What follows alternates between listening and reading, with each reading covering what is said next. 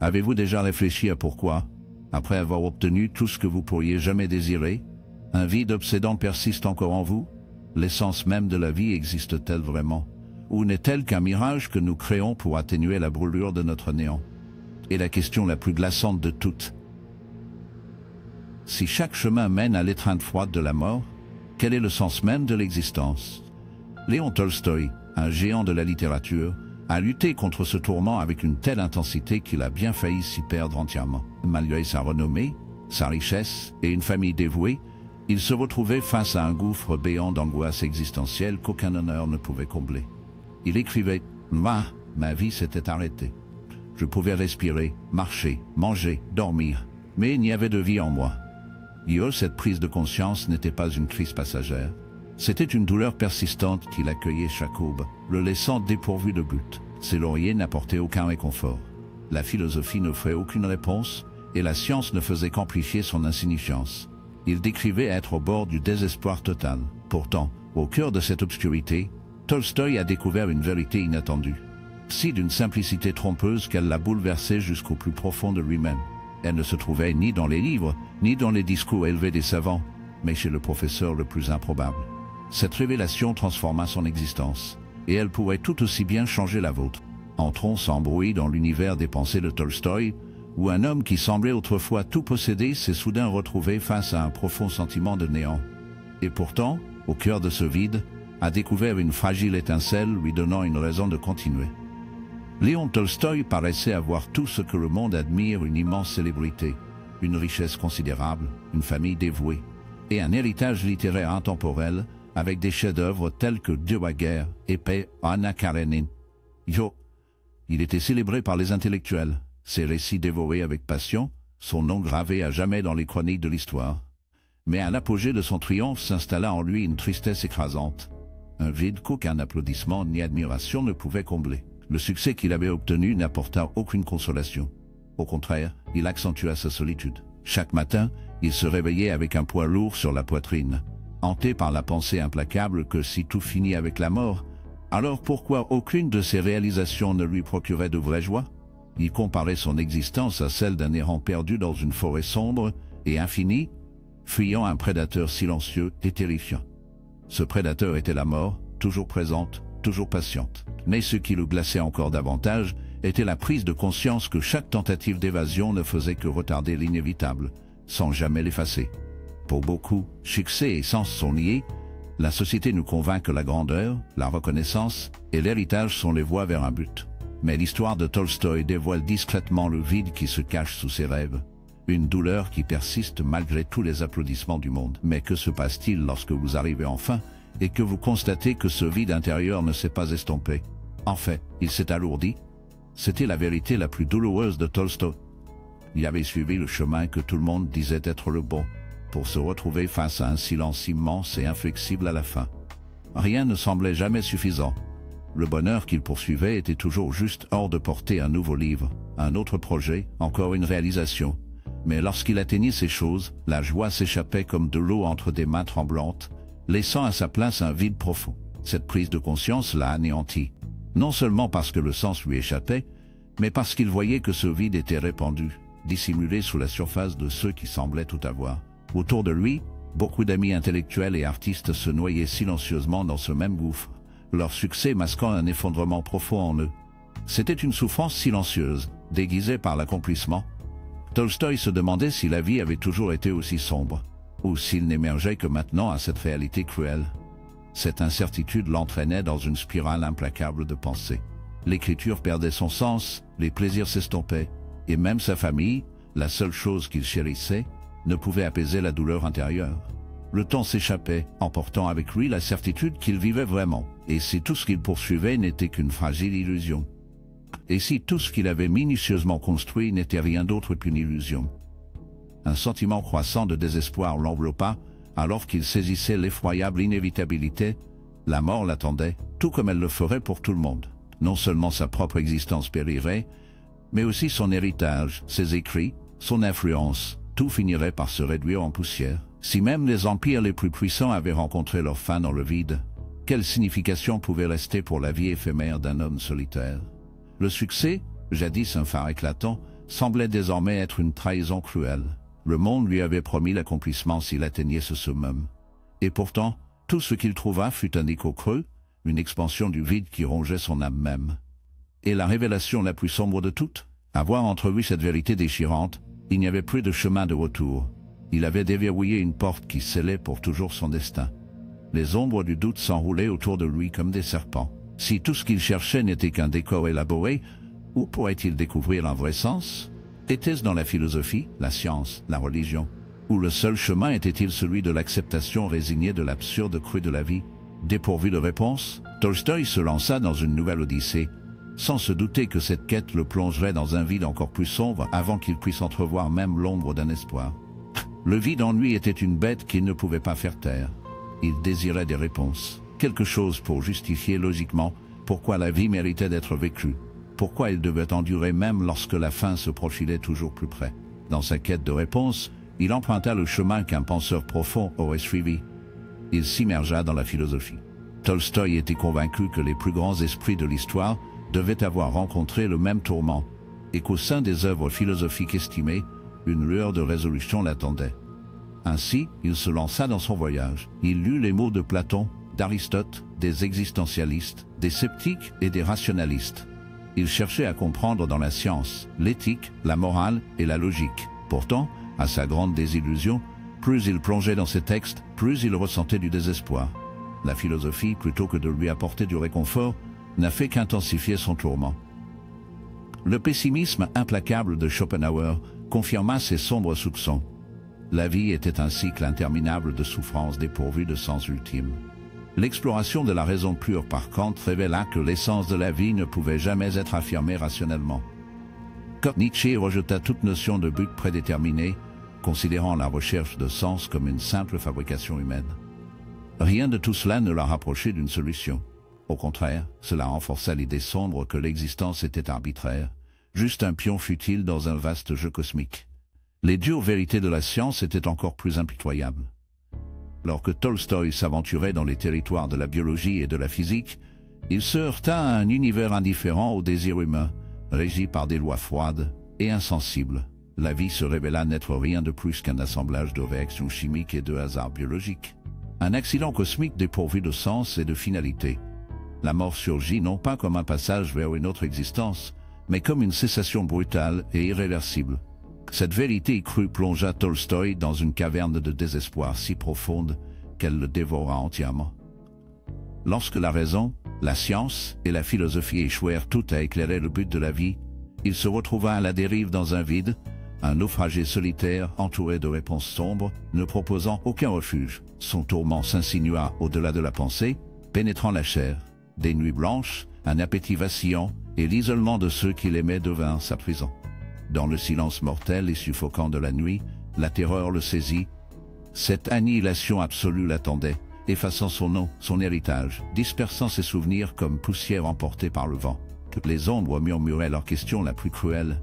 Si tout est voué à s'évanouir dans le néant, pourquoi continuer?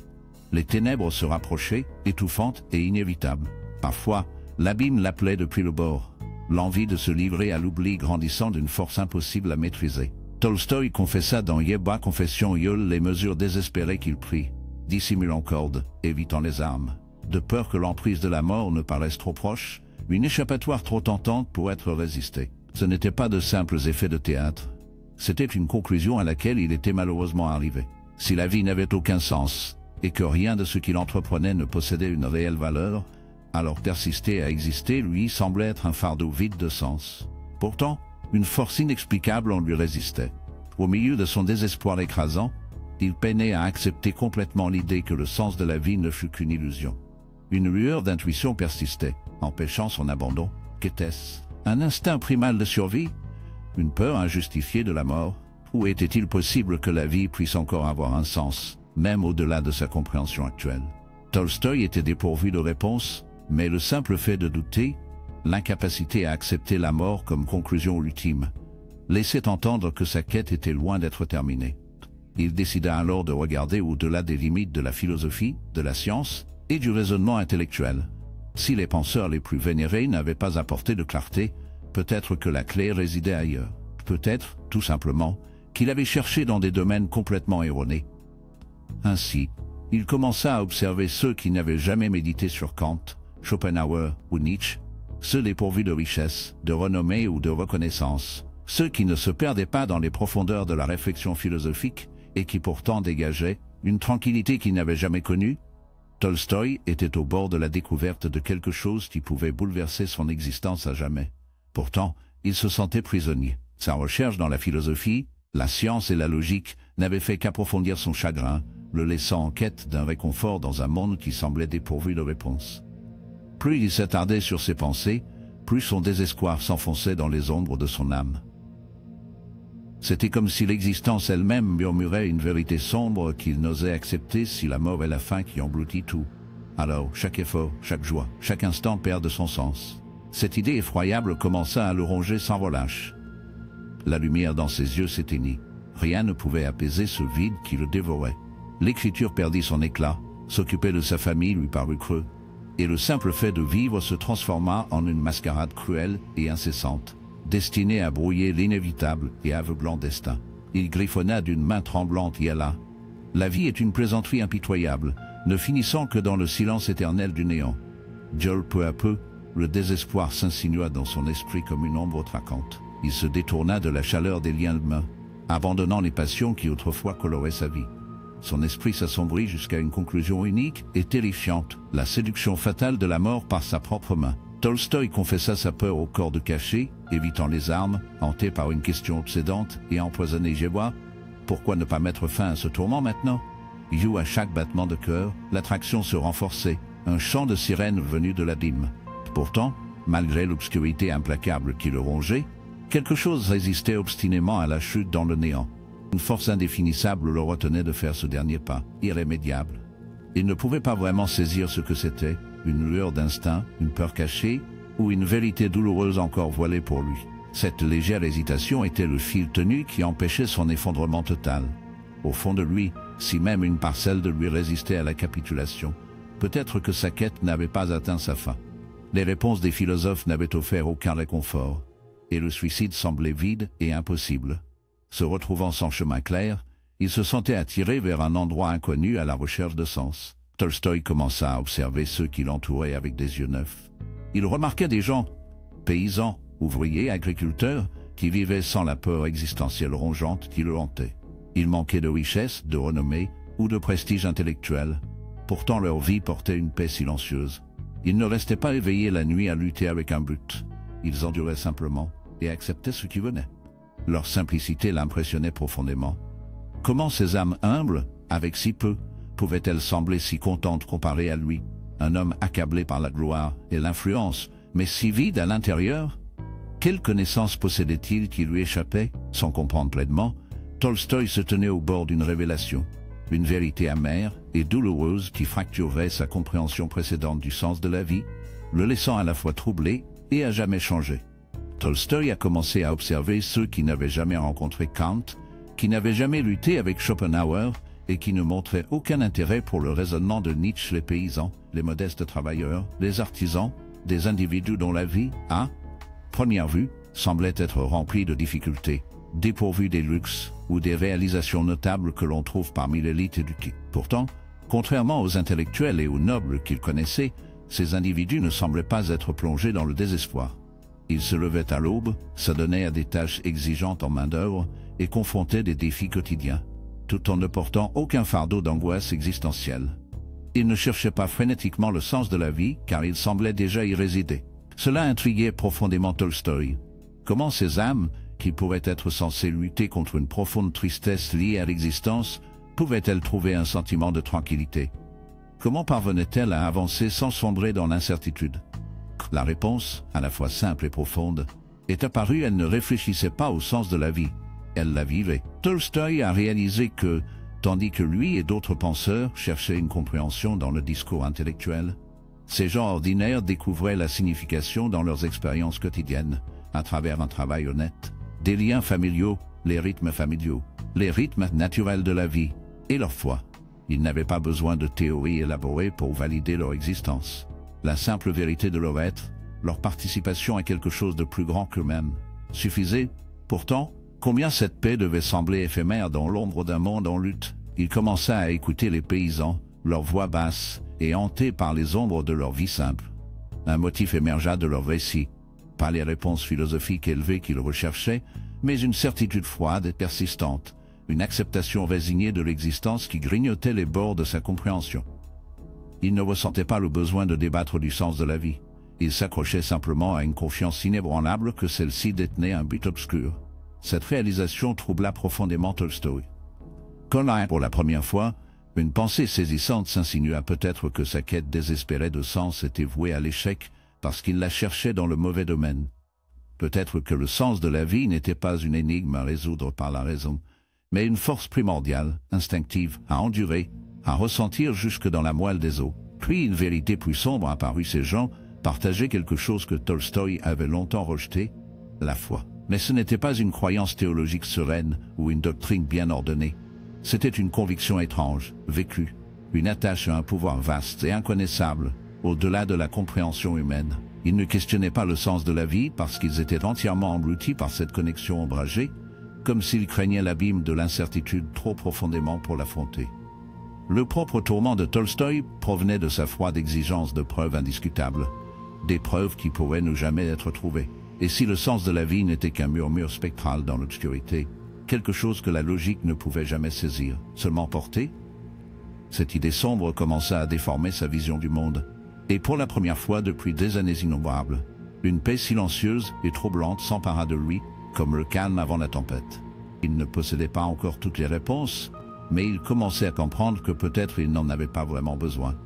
L'erreur avait peut-être été de tenter de prendre le contrôle sur ce qui ne pouvait jamais être contrôlé. Cette réalisation a suscité une transformation profonde, mais douloureuse en lui. Tolstoï, le penseur rationnel vénéré et écrivain talentueux qui plongeait profondément dans l'esprit humain à travers ses histoires, a été confronté à une vérité inconfortable qu'il était hésitant à accepter. Peut-être que l'essence de la vie n'était pas destinée à être prouvée, mais plutôt expérimentée. La notion de foi, qu'il avait longtemps rejetée comme une simple fantaisie pour les crédules, a lentement émergé comme le seul phare d'espoir qui résonnait en lui. Pourtant, ce n'était pas la foi aveugle dictée par des doctrines rigides ou des coutumes creuses. Ce que Tolstoï observait chez les paysans était une foi tangible, une manière d'être qui n'avait pas besoin de validation logique, car elle était ancrée dans l'expérience vécue. Ces individus avaient une confiance profonde dans la vie. Ils faisaient face à l'inévitabilité de la mort, non pas avec désespoir, mais avec un sentiment d'appartenance à quelque chose de plus grand, un mystère qu'ils n'avaient pas besoin de comprendre pleinement pour l'embrasser. Pour eux, la foi était loin d'un concept théorique. Elle était tissée dans leur existence quotidienne, se manifestant à travers un travail honnête, un dévouement envers ceux qu'ils aimaient, et la simplicité qui enveloppait leur vie. Tolstoï, malgré avoir absorbé la sagesse des plus grands philosophes de l'histoire, réalisa qu'il ne lui avait pas apporté le réconfort qu'un humble paysan trouvait chaque matin en se levant pour travailler dans les champs, portant le poids d'une compréhension inachevée. Un doute insidieux s'empara de lui, et si la poursuite acharnée d'un sens absolu était la force obscure qui emprisonnait les âmes dans le tourment? Et si l'erreur fatale résidait dans la tentative de dompter la vie en une formule propre et logique, alors qu'en réalité, la vie était une énigme insoluble, une énigme obsédante destinée seulement à être supportée? Cette pensée sombre se tordait en lui, déformant son être même. Pour la première fois, Tolstoï osa envisager que le vrai sens de l'existence ne résidait pas dans la froide raison, mais se cachait dans l'abandon, dans les liens fragiles de l'amour et de la connexion, dans une étrange acceptation de l'inexplicable. Ces vérités furtives, qui échappent à la compréhension tout en saisissant la réalité.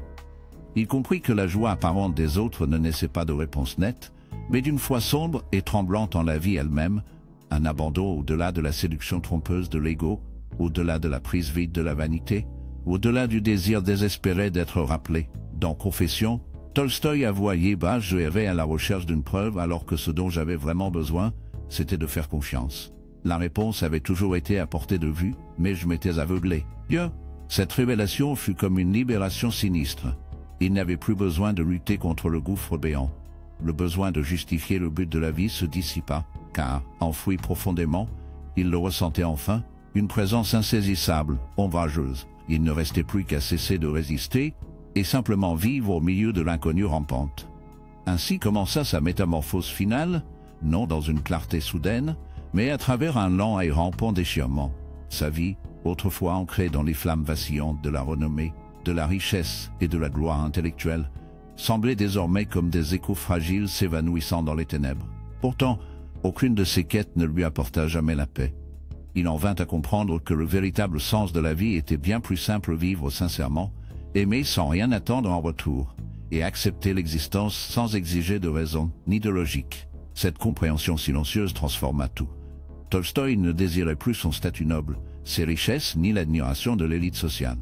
Il commença à abandonner les valeurs qu'il chérissait autrefois. Des vêtements simples remplacèrent les habits luxueux, le luxe fut délaissé, et il tenta de donner ses domaines, mais tout le monde ne vit pas ce changement d'un bon œil. Sa famille, habituée au confort aristocratique, considérait ses nouvelles convictions comme une menace pour leur mode de vie. Sa femme, Sophia, fut dévastée par son rejet de la richesse et du rang social. Leur mariage, jadis un refuge stable, devint un champ de bataille fragile divisé par des idéaux irréconciliables. Pourtant, Tolstoï resta inflexible. Il se consacra au travail humanitaire, aidant les paysans, prônant la non-violence, et prêchant l'humilité et la compassion. Pour lui, seul l'amour et la foi pouvaient insuffler un vrai sens à la vie. Yéda, le seul sens de la vie est de servir les autres et de vivre avec amour. You, pourtant, ce changement profond n'apaisa pas le tumulte intérieur. Une tension persistante demeurait. Il se sentait coincé dans un monde qui ni ne comprenait, ni n'embrassait sa vision. Finalement, à 82 ans, ne pouvant plus supporter les conflits domestiques, il fit un choix désespéré. Dans le silence de la nuit, il s'éclipsa, en quête d'une paix qui semblait à jamais hors de portée. Tolstoï abandonna son domaine et se lança dans un voyage sans destination précise, aspirant à se libérer de toute la richesse, les conflits familiaux et les lourdes attentes de la société. Il désirait passer ses derniers jours dans une humble simplicité, en tant qu'homme parmi d'autres. Pourtant, son corps le trahit, devenant trop faible pour égaler la force de son esprit. Au fil de son périple, la maladie s'empara de lui, et il fut retrouvé dans une gare tranquille à Astapovo, entouré seulement d'un cercle restreint d'amis et d'inconnus. Là, loin de la magnificence qu'il avait autrefois appelée chez lui, il s'éteignit doucement. Sa mort porte une symbolique poignante. Tout au long de sa vie, Tolstoï cherchait des réponses. Il trouva une paix fragile dans la simplicité. Mais le voyage s'acheva dans la tension douloureuse entre le passé qu'il tentait de fuir et le chemin incertain qu'il avait choisi. Cela nous laisse avec une question obsédante. Cherchons-nous un sens dans des lieux qui, au final, ne savent pas nous satisfaire? Peut-être que le véritable sens de la vie n'est pas enfoui dans la célébrité, la richesse ou la reconnaissance, mais dans les petits instants, dans l'amour, la bonté et l'acceptation silencieuse de ce qui est. Tolstoï n'a pas déchiffré l'énigme de l'existence par des mots ou des théories. Au contraire, il a découvert une vérité plus sombre. Le sens ne surgit pas de la compréhension de la vie, mais de l'immersion dans celle-ci avec un amour ardent et un objectif implacable. Son histoire n'est pas simplement celle d'un écrivain célébré. C'est le récit d'un homme qui a osé affronter la question obscurcie qui hante toutes les âmes. Quel est le sens de la vie? Il possédait tous les trophées mondains que la société envieuse. Succès, richesse, prestige. Pourtant, sous tout cela, un vide abyssal rongeait son esprit. Les philosophies et les sciences n'offraient qu'une logique froide et creuse, incapable de combler le vide intérieur. Ce n'est qu'en observant les vies obscures des paysans, ces âmes invisibles sans grandes ambitions, que Tolstoï entrevit une vérité fragile qui a bouleversé le cours de sa vie. Le sens de l'existence ne réside pas dans le labyrinthe de l'esprit, mais dans des expériences brutes et brutales. La paix ne se coupe pas avec des théories ou des victoires célébrées, mais se cache dans le présent implacable, dans les liens fragiles que nous tissons et l'amour ardent que nous osons partager. Que Tolstoï a compris que la vie est moins un puzzle criant des réponses qu'un mystère sournois à endurer et à vivre. Alors, il faut se demander, poursuivons-nous des fantômes, cherchant un sens dans des échos vides de réussite et de reconnaissance creuse, ou la réponse était-elle toujours là, drapée dans les ombres modestes des moments quotidiens, attendant de nous consumer si nous osons regarder assez longtemps? Tolstoï consacra son existence à déchiffrer les énigmes de la vie pour se rendre compte, au bout du compte, que le sens n'est pas quelque chose à prouver, mais quelque chose à embrasser. Peut-être est-ce là le véritable secret de notre existence sombre. Si vous êtes arrivé jusqu'ici, félicitations. Cela signifie que la quête de Tolstoï a éveillé quelque chose en vous. Un doute persistant, peut-être, ou un trouble que vous n'avez pas encore nommé. Mais maintenant, qu'allez-vous faire de cette question qui fouille? Tolstoï chercha toute sa vie une réponse absolue. pour finalement comprendre que la folie résidait peut-être dans la quête même d'un sens concret dès le départ. Et si la signification de la vie n'était pas un trésor à chercher, mais plutôt une expérience dans laquelle s'immerger. Quelque chose d'insaisissable, enveloppé dans les moments ordinaires qui glissent souvent inaperçus dans l'ombre. À présent, je vous pose une question. Qu'est-ce qui donne souffle à votre existence? Vous seul détenez la clé de cette réponse. Si cette vidéo a fait naître en vous une réflexion, ne laissez pas cette contemplation mourir seule. Partagez-la avec quelqu'un qui, lui aussi, pourrait être aux prises avec ces hantises similaires. Diffusons ces pensées et alimentons de nouvelles discussions. Et bien sûr, n'oubliez pas de vous abonner et de laisser un like. Cela stimule la création de vidéos similaires et garantit que ces dialogues touchent un public plus large. Maintenant, si vous pensez que cette histoire s'arrête ici, détrompez-vous. 2 vidéos restent à l'écran, prêtes à vous plonger plus profondément dans l'incertitude ou, peut-être, à révéler des vérités dérangeantes. Choisissez en une et poursuivez ce voyage angoissant, mais soyez prévenus après avoir regardé, le tissu de votre réalité pourrait se défaire, vous laissant à jamais transformer. Rendez-vous là-bas.